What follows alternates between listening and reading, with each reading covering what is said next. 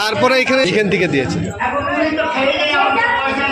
বিড়ালে মুখ দেওয়া খাবার পর্যটকদের পরিবেশন করার অভিযোগ উঠল নবদ্বীপ ফেরিঘাট সংলগ্ন একটি হোটেলের বিরুদ্ধে।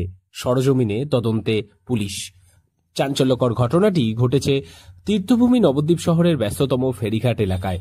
বিষয়টি জানাজানি হতেই হোটেলের সামনে ভিড় জমান স্থানীয় বাসিন্দারা। অপরদিকে এই ঘটনার প্রতিকার চেয়ে থানায় ছুটে যান প্রতারিত ভিন রাজ্যের পর্যটকেরা। দেখেছে, আমি ফটো নিয়েছি। আমি বললাম আমি দেখার জন্য যে উনি ভাত কোথার থেকে দেয়, ওই মেয়েটাকে বললাম উনাকে ভাত দেন তো। উনি গিয়ে দেখলো যে আমি ফটো তুলেছি, এখান থেকে বসে ঘুরে দেখলো। উনি যে দেখে যে বিড়ালটা খাচ্ছে, উনি কি করলো হাতটা মুছে এসে বেরোলো, ভাত তো লাগবে না। তারপর আবার ভাবলো না ভাত দেন আপনি, তো ভাতটা যখন নিতে গেল দেখলো বিড়ালটা তুলা ঢেকে দিল। তারপরে ওই ভিতরে হান্ডির থেকে ভাত। এটা আমার খাওয়ার লোকে যদি থাকে, ডেস্কের লোকে থাকে, কার জন্য, পশুর জন্য ছিল না আমাদের জন্য ছিল?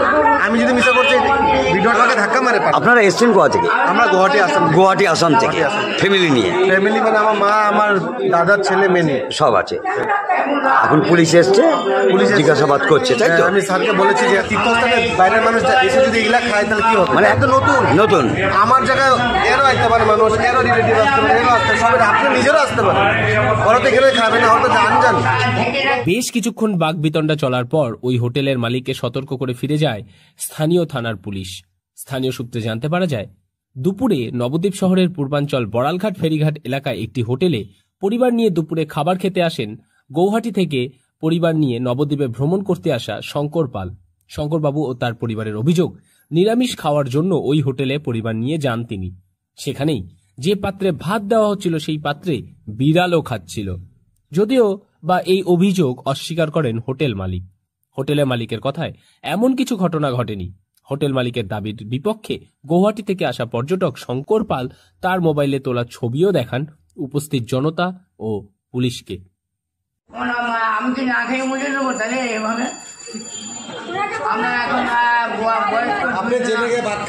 আপনি কেন বিড়ালের খাবারটা আপনি পরিবেশন করলেন? আমি দিইনি, কিন্তু কাস্টমার মিথ্যে কথা বলছে।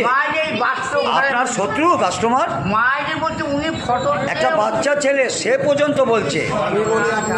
শেষ পর্যন্ত এমন ঘটনা আর হবে না বলে ক্ষমা চেয়ে নেওয়ায় হোটেল মালিককে সতর্ক করে ছেড়ে দেয় পুলিশ।